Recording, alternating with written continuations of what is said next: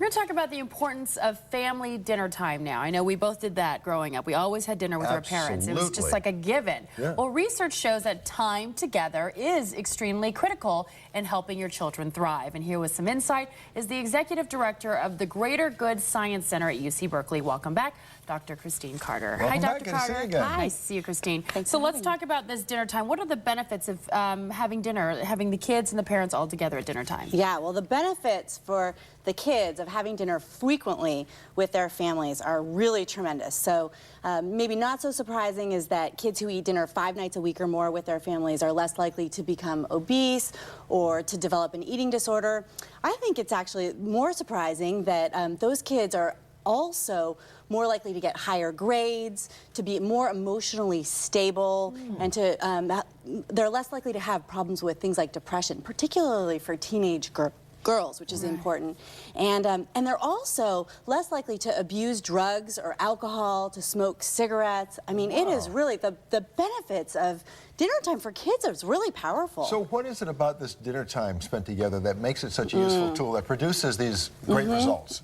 I think it actually is, people often ask me, is it dinner time or is it just having a high-functioning family? And I think that there are 2 things about dinner time in particular. And one is that you're modeling all kinds of behaviors that are really important for kids' social and emotional and even academic growth. Yeah. And then the other thing is that it's a really powerful ritual or daily tradition for kids. So on the modeling front, you might think that you're just kind of teaching kids manners, which is you might think is sort of superficial. But actually, if you think about it, manners are a really important social skill, important for kids' happiness later. So when I say to my younger daughter, Molly, please stop interrupting your sister, Fiona.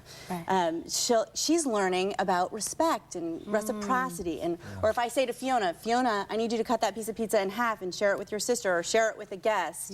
She's learning about generosity. So those might seem like superficial kind of manners, but they're actually important social skills. So is it important to, you know, like I remember growing up, my sister and I would chat, and then my parents would chat, and then once in a while they'll chime in like, oh, share that, you know, share that piece of dessert with your sister, blah, blah, blah. But, you know, sometimes we weren't always engaged. Does that matter?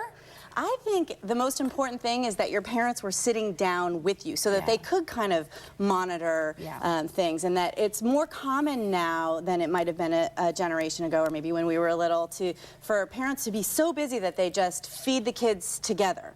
And one thing that I think is really interesting, there's this great study that comes out of the Harvard Ed School that where they were trying to track where kids learned new words, rare words, and they found that the kids learned 7 times more words at family dinner time than they did when their parents were reading to them at night. So they were tracking 2,000 words, and kids learned 143 being read to at night, and they learned over 1,000 at family dinner time. So if I just let Fiona and Molly eat by themselves and just talk to themselves, I mean, what is Molly's going to learn? Potty words. Yeah, exactly. Given how busy so many families are with staggered working schedules and all that, it's difficult for many families to get together for dinner these days. Is there something else besides dinner the families can do that would produce the same results? You know, it's very, people ask me that all the time, and I am hard-pressed to come up with it. People say, oh, but we play Parcheesi on Sunday night, and isn't that going to do it? And I think that it's really, I mean, if you look at the results, it's 5 nights a week or more.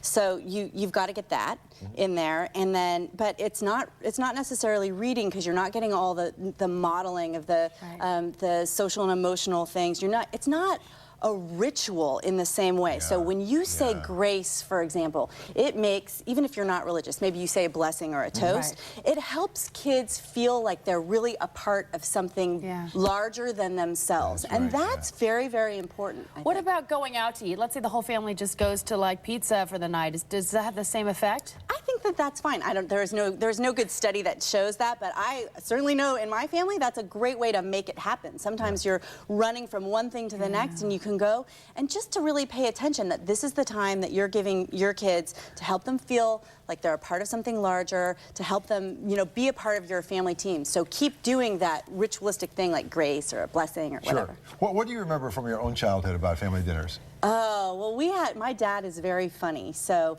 I remember laughing a lot. And we would also get a lot of family history in there about, you know, stories about crazy aunts and uncles. And, you know, the research shows that even if your family history isn't positive, it's very beneficial for a kid to be able to hear about it. So, well, what you know, busy parents are so busy, and maybe sometimes kids are just like glued in front of the TV. What can parents do to make it easier and get everybody around the dinner table to eat together? Yeah, you know, I think actually the first thing to acknowledge is this is kind of a big social problem. We have something that research in many, many different disciplines shows is really important and powerful for kids, and it is nearly impossible for most parents to do it 5 nights a week or more, because we're working straight through when kids need to eat and sports. So the first thing is really making some hard choices.